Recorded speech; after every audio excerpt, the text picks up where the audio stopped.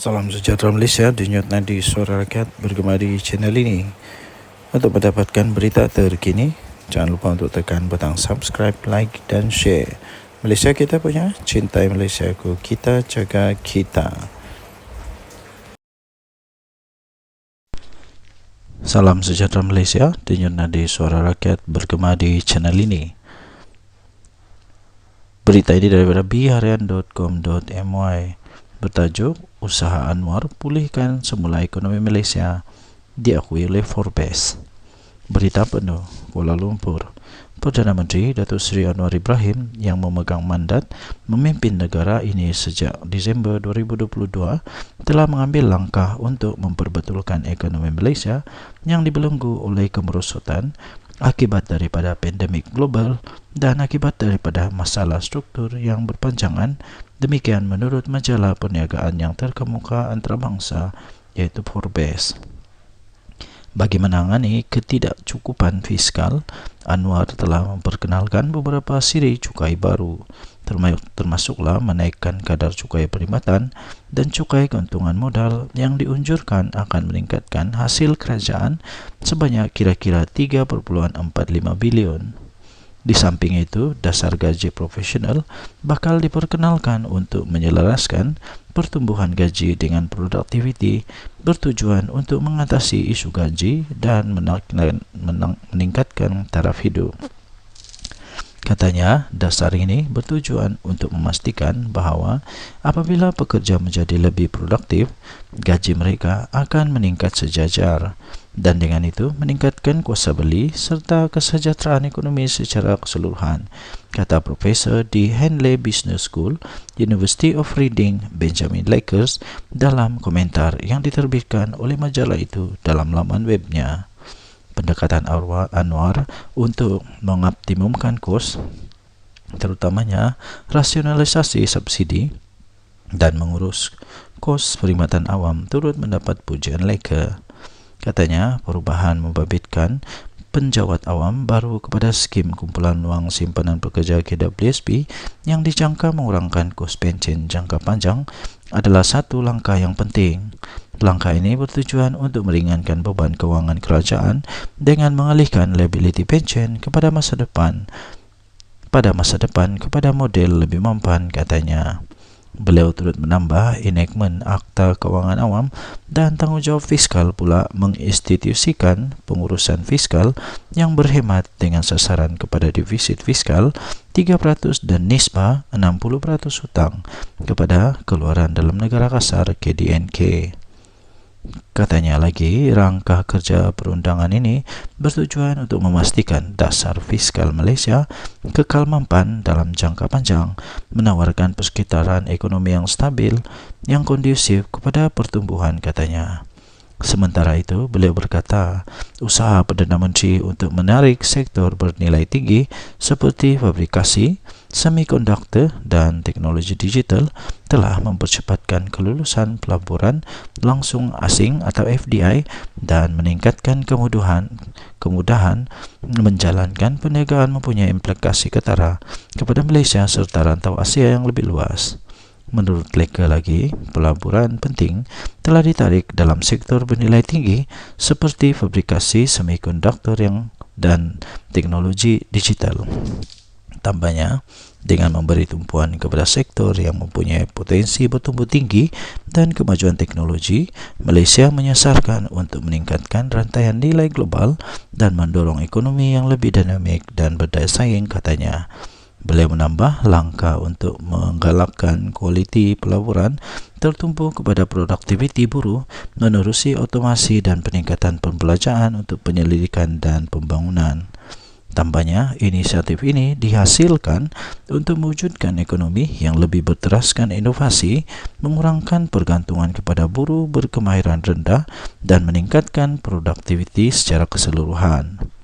Pembaruan ini mempunyai implikasi yang ketara kepada Malaysia dan rantau Asia yang lebih luas, katanya. Bagaimanapun, Leke menekankan bahawa cabaran tetap wujud dengan berpandangan bahawa terdapatnya potensi halangan sebagai contoh dari segi usaha untuk menyasarkan semula subsidi petrol dan kos sara hidup yang tinggi yang dikaitkan dengan pemotongan subsidi baru-baru ini. Namun Leke berkata perjalanan Malaysia bolehlah menjadi contoh kepada negara lain dalam mengemudi pemulihan pasca pandemik dan transformasi struktur yang sama. Beliau menambah, menuju ke hadapan beberapa tahun yang akan datang ini akan menjadi ujian bukan hanya terhadap kekuatan politik Anwar, malah daya tahan negara ini untuk mendapatkan semula keteguhan ekonomi dan kedudukannya di persada global. Denyut nadi Suara Rakyat bergema di channel ini. Jangan lupa tekan butang subscribe, like dan share. Malaysia kita punya, cinta Malaysiaku, kita jaga Salam kita. sejahtera Malaysia. Saya belum bercakap lagi sudah rasa lucu. Belum saya bercakap pun saya sudah rasa lucu. Apa yang lucunya?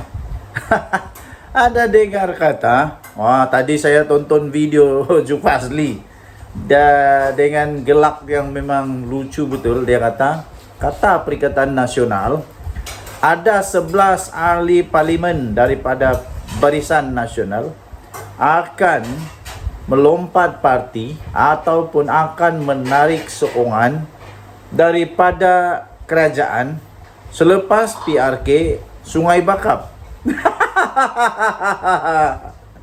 Inilah cerita lucu, cerita dongeng, inilah cerita paling tidak masuk akal untuk 1 Julai 2024, dia kata. Saya pun mau gelak juga lah. Entah cerita dari mana, entah ini cerita kedai kopi mana yang dapat ini, dan entah tok kadok, entah mana yang cerita ni, entah mana nenek kebayan yang cerita tentang benda ni. Tidak akan berlaku, tidak mungkin akan berlaku. Yang mungkin berlaku ialah disahkan, mungkin ada lagi yang sokong PM. Wah, mungkin ada yang letak jawatan daripada Perikatan Nasional. Itu yang mungkin boleh berlaku. Kenapa? Sebab sudah ada anti lompat parti.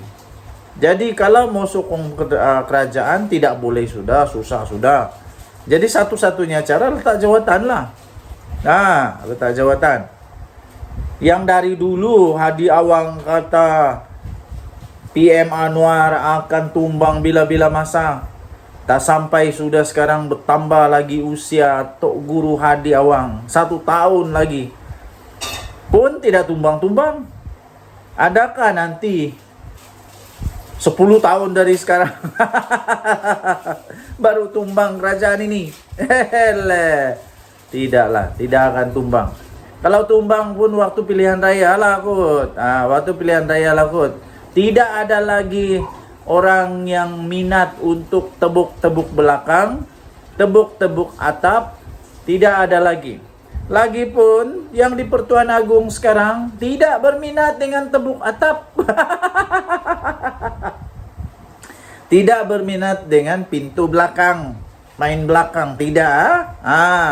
Agong sekarang, Agong yang tegas. Tidak ada harapan lagi. Untuk Atok Mahathir mau buat lagi plan A, plan B, plan C, plan D, Q.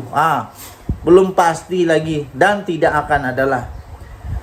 Pilihan raya 3 tahun dari sekarang. Waktu itu umur Mahathir 101 tahun. Waktu itu umur Mahathir 101 tahun. Persoalan memanglah manusia masih ada lagi kah Mahathir waktu itu? Kalau dia masih ada pun masih kuat lagi kah untuk berjajah-jajah, menjajah-jajah kempen? Kalau dia jadi MP waktu itu, tahu? Kalau dia jadi ahli parlimen waktu itu, umur dia akan menjadi umur MP paling tua. Masih boleh berjalan? Saya pun tidak tahu. Masih boleh jalan lagi kah tidak? Jadi yang pastinya 11 MP daripada Barisan Nasional yang konon mau sokong Perdana Menteri itu tidak akan jadi. Jangan risau, tidak akan jadi. Kalau ada, Kalau berani, nyatakanlah siapa dia orang. Yang pasti tiada. Tiada. Kesian.